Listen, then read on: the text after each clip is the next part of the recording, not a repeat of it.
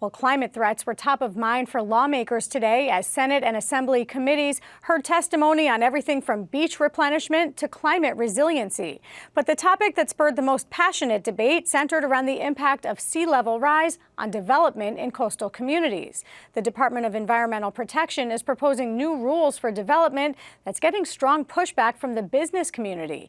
Ted Goldberg was at the joint hearing in Toms River where they argued the rules will push people away from the shore.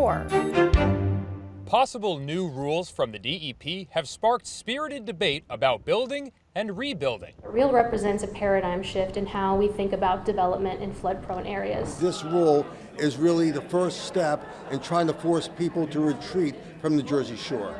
Resilient Environments and Landscapes, or REAL, is a draft rule that affects land use in flood-prone areas.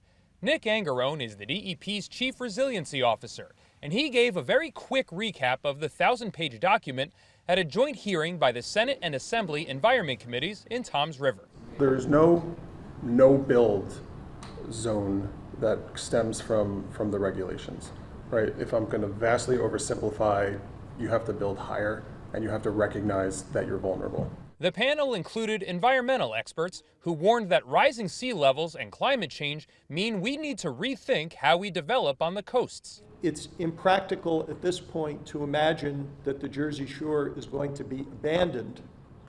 But if we have large sea level rise, it's obviously going to be very difficult to maintain the status quo. The coast is part of who we are as New Jerseyans.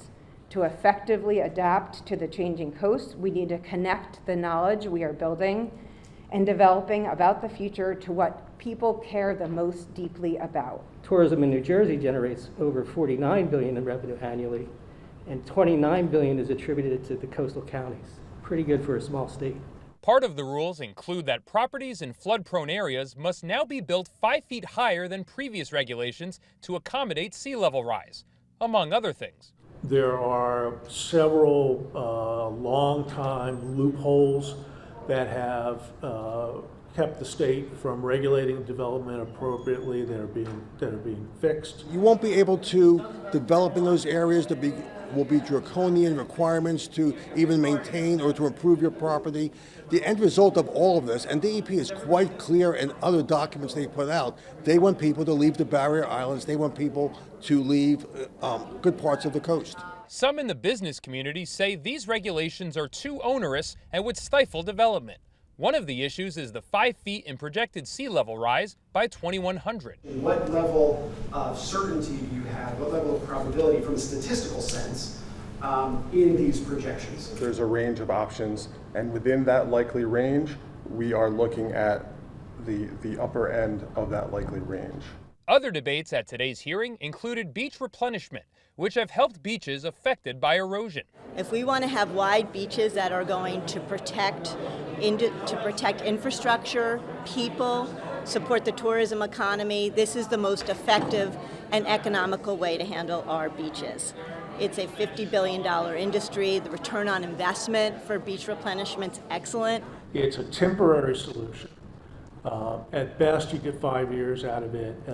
As we've seen lately, particularly in Monmouth County and in the Wildwoods, sometimes that time frame is much shorter. So you incur those expenses repeatedly. Senator Bob Smith says the committees will accept public comment for another 2 weeks. So if you've got something to say about all this, lawmakers say they're all ears. In Toms River, I'm Ted Goldberg, NJ Spotlight News.